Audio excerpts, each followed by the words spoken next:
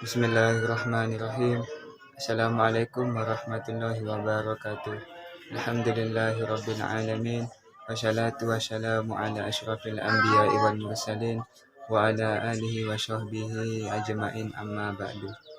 Baik sahabatku sekalian, kita terlebih dahulu panjatkan puji dan syukur kehadirat Allah Subhanahu wa taala, yang mana di setiap detik dan harinya selalu melimpahkan rahmat dan kasih sayangnya kepada kita semua.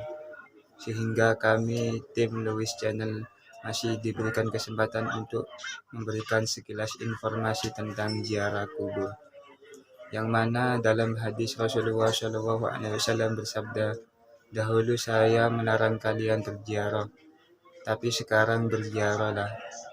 Sesungguhnya ziarah kubur itu dapat melunakkan hati dan dapat mengingatkan kita akan akhirat. Dan janganlah kalian berkata buruk pada saat berziarah kubur." Baiklah sahabatku, langsung saja kita menuju makam lokasi Sunan Ampel.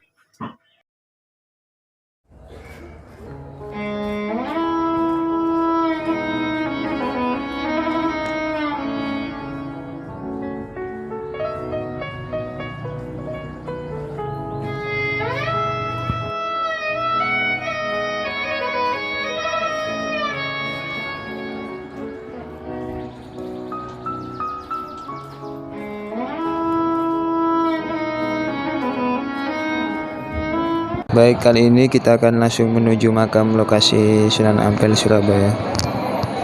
Di sini tempat masuk yang dari arah belakang. Di sini sangat ramai ya. Di sini tempat parkir kendaraan roda 2. Di depan sana juga ada tempat parkir.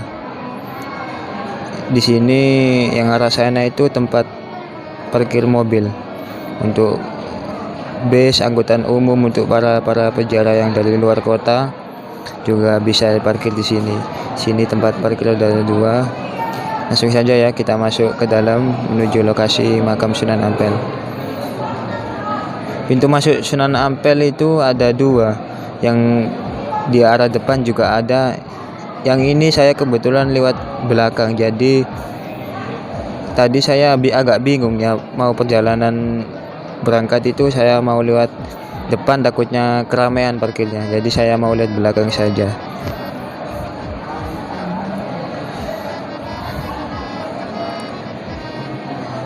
Ini tampak dari samping makam Sunan Ampel. Sangat ramai para peziarah. Enggak kelihatan, agak buram. Sangat ramai para peziarah, sangat.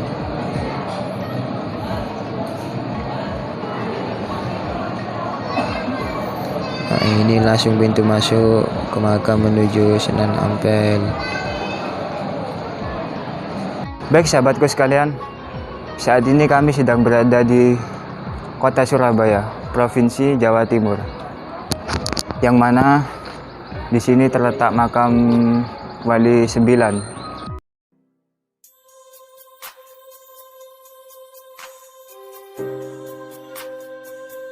Salah satu makam Wali 9 yaitu makam Sunan Ampel Surabaya. Langsung saja kita menuju makam lokasi. Kita di sini tadi datang jam 6 pagi. Sudah seramai ini. Kemungkinan ada yang menginap di lokasi makam. Itu para peziarah berbondong-bondong masuk menuju makam. Ini tampak luar dari makam Sunan Ampel Surabaya.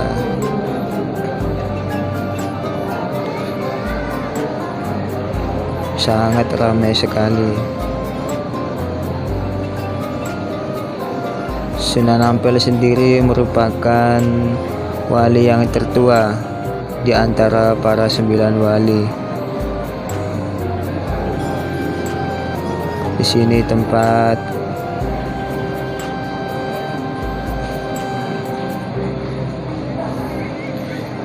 tempat wudhu ya buat para peziarah. Ini kondisinya seperti ini. Yang arah sana itu juga pintu masuk mau ke makam juga bisa, tapi ini saya lewat belakang ya. Jadi langsung agak lebih cepat menuju makam.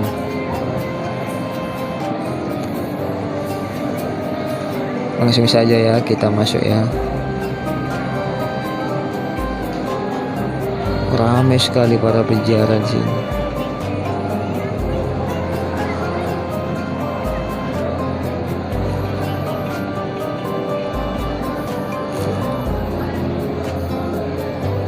Betul, para peziarah lagi berdoa ya.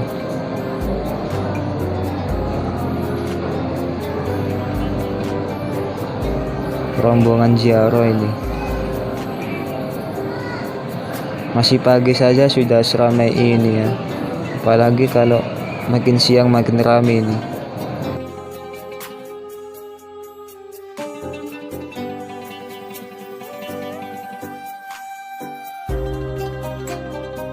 Sini juga ada makam-makam ya. Di sebelah kanan kiri ini makam semua. Kemungkinan nggak tahu ya, atau makamnya warga atau para santri. Ramai sekali ya ini para peziarah yang ingin masuk. Itu protokol kesehatan ya. Masuk area makam wajib cuci tangan, wajib pakai masker. Tuh, sangat ramai sekali lihat.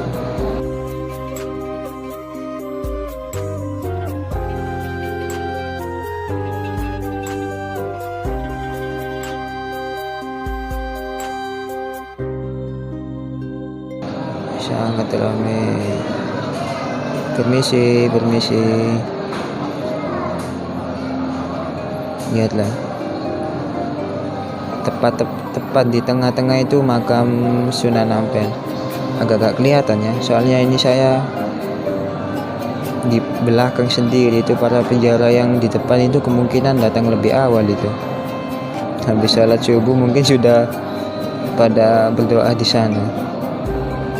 Sangat ramai para peziarah.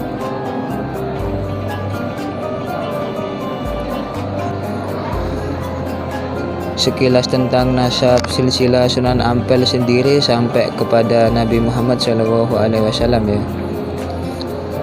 Raden Rahmat Sunan Ampel bin Ibrahim Asmarokondi bin Jamaluddin Jumadil Kubro bin Muhammad Al-Kubro bin Jainal Ihsan bin Sayyid Jainal Abidin bin Sayyidina Husain bin Sayyidina Fatimah Zahra bin Rasulullah Shallallahu Alaihi Wasallam. Ajaran Sunan Ampel yang masyhur adalah, yang paling dikenal oleh sampai sekarang masih dikenal, adalah Molimo, yang artinya mau main, mau ngombe, mau maling, mau madat, dan mau madun.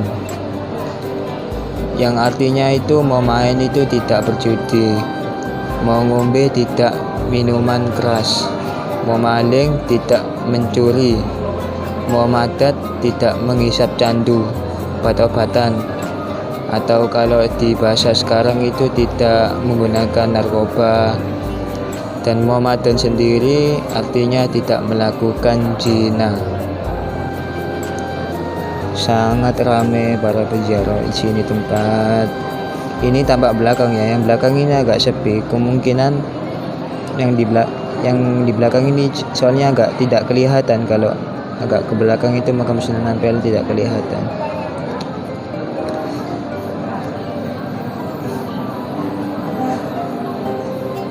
Sangat ramai sekali para peziarah ini. Di sini juga ada makam-makam. Ini yang di depan saya ini ada juga makam-makam ya, yang tertutup diduduk. Nama Sunan Ampel yang asli adalah Sayyid Ali Rahmatullah, putra dari Syekh Ibrahim Jamaluddin Asmarokondi bin Jamaluddin Akbar Al-Husaini. Beliau datang ke Pulau Jawa pada tahun 1443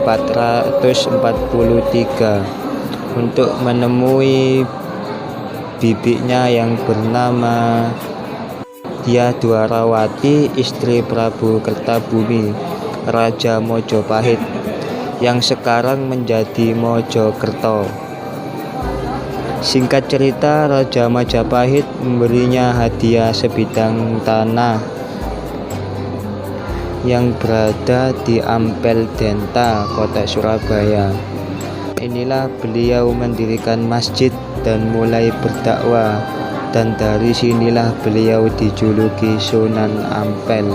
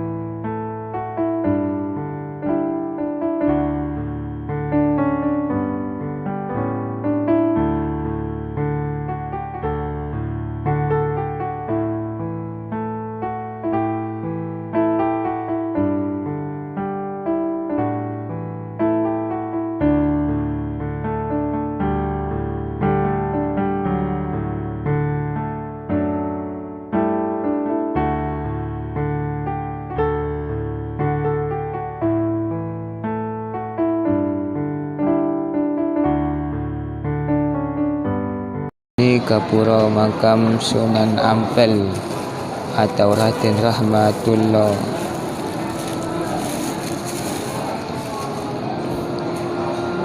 Kemungkinan yang bisa masuk sini itu cuma juru kunci atau habaib atau yang nasabnya sampai ke Rasulullah Shallallahu Alaihi Wasallam. Itu para peziarah yang sudah berdoa mau menuju arah keluar. Ini saya sendiri habis ini mau menuju makam Bason Haji atau makam Mbah Bolong. Bason Haji sendiri adalah salah seorang murid Sunan Ampel yang selalu disebut memiliki karomah yang luar biasa. Bason Haji yang berjuluk Mbah Bolong memang menakjubkan. Ini ya makamnya habis ini. Ini belok lah, ini makamnya Mbah Bolong.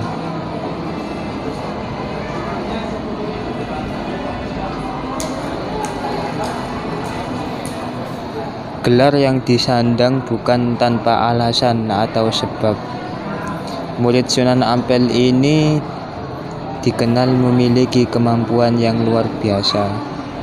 Dulu di awal pembangunan Masjid Agung Sunan Ampel di kawasan Ampel Denta, Surabaya, Hajilah yang ditugasi mengatur letak atau posisi pengimaman untuk bisa tepat mengarah ke kiblat.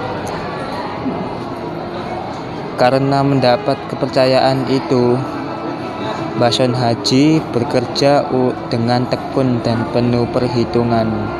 Ia tidak ingin letak pengimaman tidak lurus ke kiblat.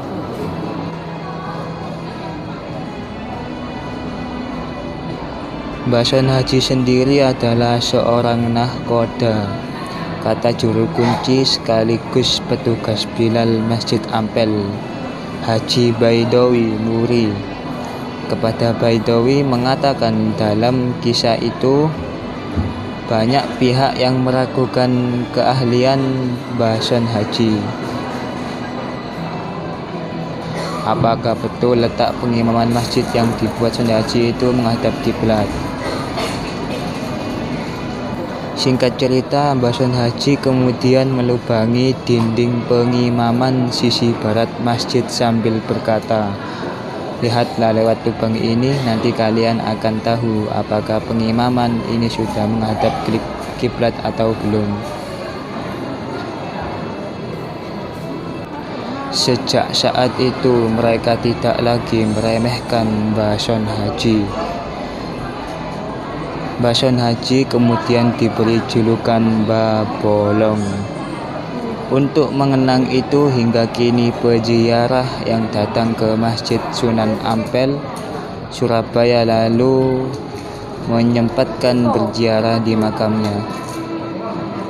Di sini juga ada makam para syuhada yang meninggal di waktu beribadah haji mungkin.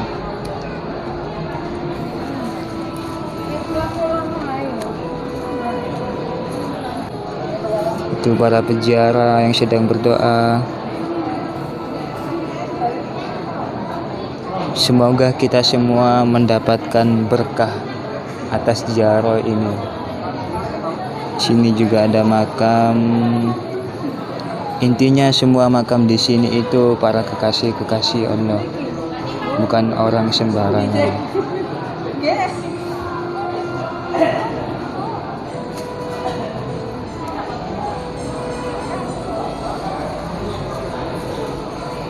Itu para peziarah sedang berdoa.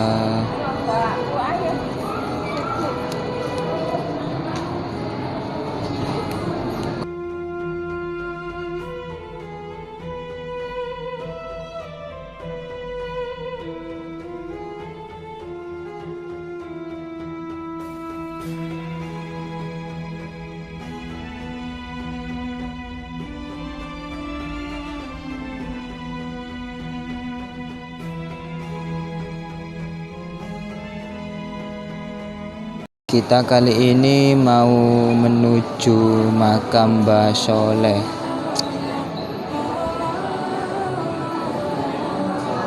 Itu tadi kita habis keluar dari makam Mbah Bolong ya. Langsung saja kalau mau ke makam Mbah Soleh itu keluar. Nah, ini ada gapura, ini kita belok ke kiri. Itu para peziarah yang sudah datang itu mungkin lewat depan itu. Ini kan saya lewat belakang tadi, jadi agak berhadapan ya sama peziarah yang baru datang, itu sangat ramai sekali.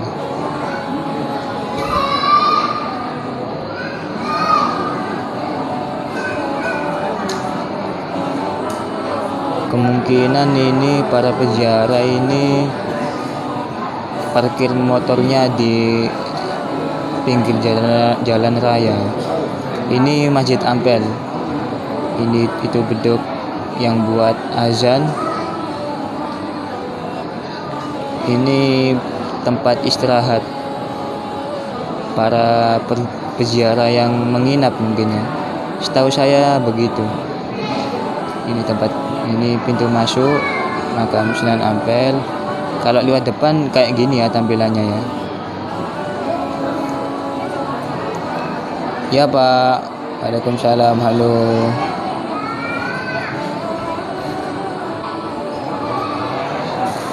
Ini masjid tampak dari luar ya, Masjid Ampel. Nanti kita juga akan melihat, kalau diberi izin kita akan lihat ya. Ini tempat sekilas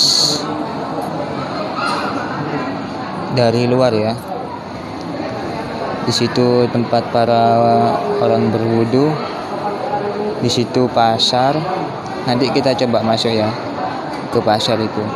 Kalau enggak nanti ya kita pulangnya itu kita akan lewat pasar itu. Ini tempat orang berwudu. Ini tampak dari luar Masjid Ampel Surabaya.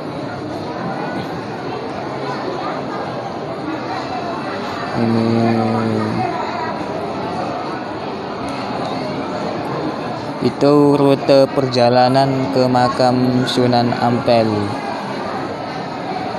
Ke kanan, kalau kamar mandi WC ke kanan juga ada. Di belakang saya ini juga ada. Itu pasar, ini pasar. Ini pasar, pintu keluar mau ke Masjid Ampel. Tempat oleh-oleh buat peziarah, bisa beli-beli di sini, ada kurma, banyak lah. Nanti kita review pulangnya ya. Kita lewat sana nanti.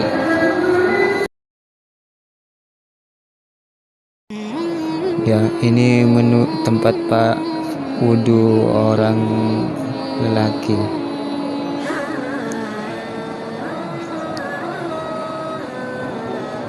Jadi berbentuk lingkaran gitu ya tempat wudunya.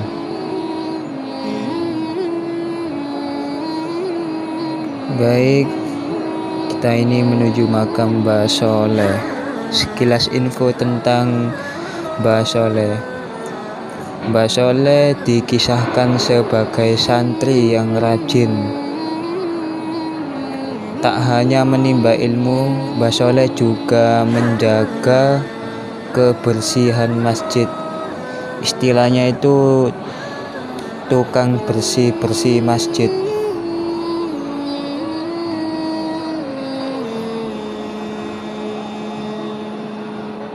Sehingga Masjid Sunan Ampel selalu terlihat bersih. Banyak orang yang memuji Mbah Soleh termasuk Sunan Ampel. Mbah Soleh sendiri mengabdi sampai nafas terakhir. Jasadnya dimakamkan di sebelah timur. Ini kita mau arah Mbah Soleh ya. Namun sepeninggal Mbah Soleh, tidak ada santri yang bisa menggantikan perannya. Masjid Ampel pun menjadi kotor.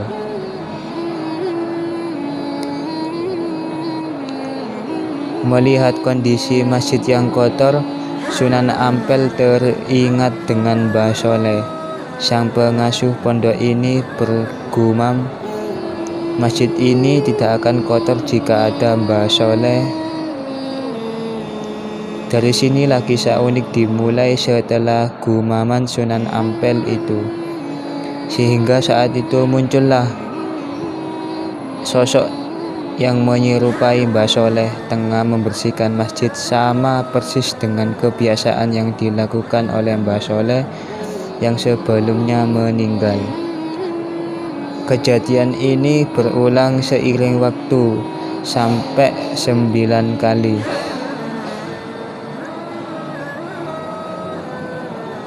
Jasad-jasad itu dimakamkan di depan ini, yang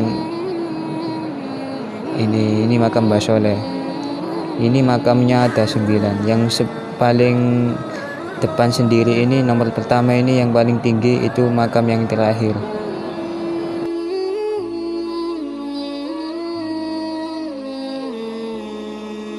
Ini para peziarah yang sedang berdoa di makam Mbah Soleh. Ada pula yang menganggap yang muncul sampai 9 kali itu bukanlah sosok Mbah Soleh, melainkan sosok entah dari mana yang melakukan kebiasaan sebagai dilakukan oleh Mbah Soleh. Siapapun itu, yang jelas kisah Mbah Soleh Itu saja ya sahabatku sekalian, sekilas informasi tentang kisah Mbah Soleh. Yang jelas Mbah Soleh adalah termasuk kekasih Allah Subhanahu wa Ta'ala. Inilah penampakan makam Mbah Soleh.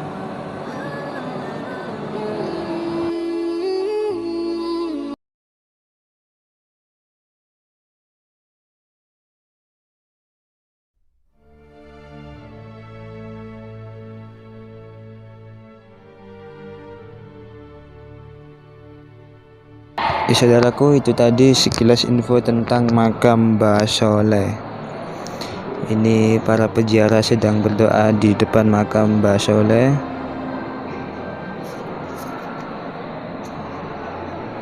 Di sini udaranya sejuk ya, dan di sini agak sepi dibanding yang di depan tadi ramai sekali. Mungkin para peziarah yang di sana belum kesini mungkin. Ini tampak Masjid Ampel dari luar. Dan di situ juga ada makam ya. Kalau nggak salah itu makam Kiai Haji Mas. Siapa ya? Kita deketin lah. Agak kelihatan.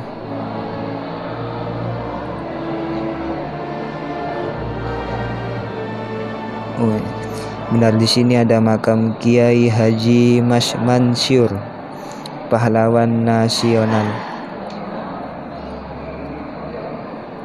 Oh, di sini juga ada makam Kiai Haji Hasan Gipo, ketua PBNU yang pertama. Ini ya makamnya ya. Ini tampak dari luar ya.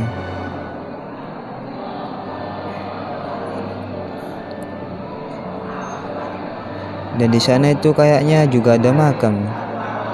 Saya kurang tahu itu makamnya siapa. Tapi yang jelas yang dimakamkan di sini itu ini tanpa masjid ya dari luar. Yang jelas itu yang dimakamkan di sini itu bukan orang sembarangan ya. Beliau termasuk wali Allah, termasuk kekasih Allah. Ini tempat wudhu.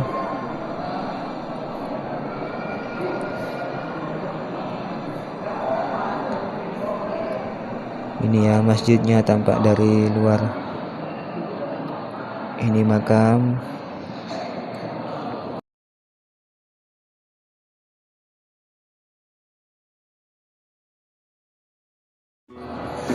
Baik, kali ini kami menuju tempat oleh-oleh ya, atau pasar ini. Di sini banyak sekali orang jualan kurma ya, yang paling menonjol itu kurma. Itu kurma, berbagai jenis kurma di sini ya. Ada juga baju, pernak-pernik seperti gelang, minyak wangi juga ada di sini. Ini panjang ya pasar ini ya, sampai menuju jalan raya kalau nggak salah ini. Banyak sekali orang jualan di sini untuk buat oleh-oleh. Banyak tasbih, ini minyak wangi. Nah begitulah yang buat oleh-oleh yang setelah kita berziarah kita mampir ke sini untuk beli apa yang dibawa. Ini kurma.